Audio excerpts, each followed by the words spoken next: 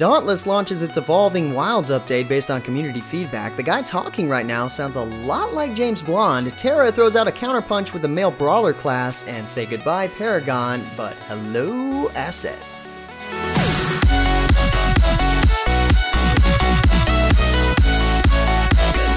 What's up guys, James Blonde here with a weekly recap for gaming news and announcements of the week, March 23rd, 2018. And yeah, surprise, I'm back and on MMO Huts. I just couldn't take it any longer. I missed you guys, and I felt the constant urge to spew gaming news at random people. It was a bit odd. But truthfully, it's been a really rough year and a half. But for those of you who know, my son is doing fantastic. He's pretty much a normal baby now, even though he's got one more major heart surgery coming up this May. So even though I've got a lot of other life stuff going on, I really wanted to get back into making videos for you guys. News videos for now, but we'll see what happens later on. So let's get started. Kicking off the news this week is an announcement from Bless Online that it's going to be coming to Steam Early Access platform in a couple of months. This May, in fact. This announcement is also coupled with the confirmation that Bless Online's business model will in fact be buy-to-play, meaning that it will not require the subscription fee, but of course the one-time access everything fee. The game is planned to also include an in-game store, but rest assured that it will only offer the cosmetic, pets, and mounts that give services and boosts. Nothing intended to make the game pay to win, thankfully. As another reminder, Magic the Gathering's Arena's closed beta just had its non-disclosure agreement lifted this past Thursday, March 22nd, allowing and encouraging players to stream and share their content and gameplay. A new update is also planned for MTG Arena's closed beta, including allowing more players in, with 100,000 more closed beta access codes, new starting collections that include 10 pre-constructed decks, and the addition of the Amonkhet and Hour of Devastation cards to the game.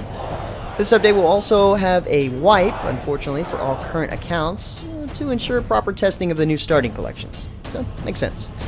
In more CCG-related news, a new expansion is coming to Duelist next week. The Trials of Mithron expansion, due on March 27th, will add 100 new cards and a new Intensify mechanic, which will grant certain cards a stacking effect to make player actions more powerful each time they're cast for the duration of the game. This expansion is also introducing a new card rarity, Mithron. New Trial and Destiny cards will also change the flow of the game in this expansion. These new cards will have special conditions called Trials that must be met to be played, and a Destiny effect that, once the card has been played, will permanently augment the remainder of that match. Sounds interesting. From the looks of things, there's going to be plenty more content in the works. Check out their official website for more spoilers. Next up, Dauntless Evolving Wilds update goes live. Heavily based off of community feedback, the update reworks the game's primary axe weapons, generally improving their mechanics with new attacks and combos that reward players who take the time to actually learn how to use them properly. The Shrike and Moonreaver behemoths are both receiving reworks as well, changing their behaviors and attacks to make them more difficult to fight. In addition to the behemoth changes, war pikes are being added for every behemoth in the game, giving players yet another weapon to conquer the Shattered Isles with. If you thought you were having issues getting around in the game before, don't worry. Adventuring the Shattered Isles will feel brand new with new ether vents and improved traversal to make exploration that much easier.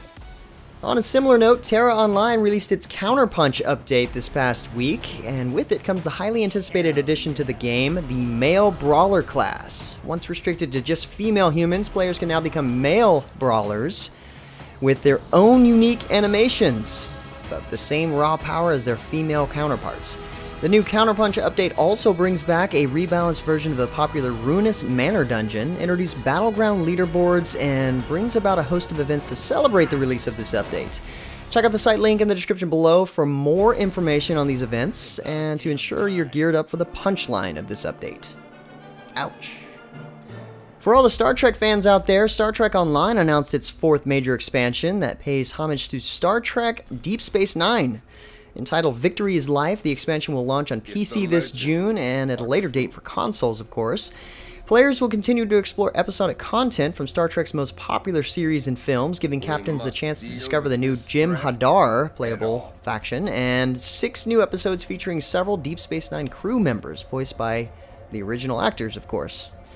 The new playable faction will start at level 60 with a variety of completed reputations, specialization trees, duty officer tracks, and R&D progress.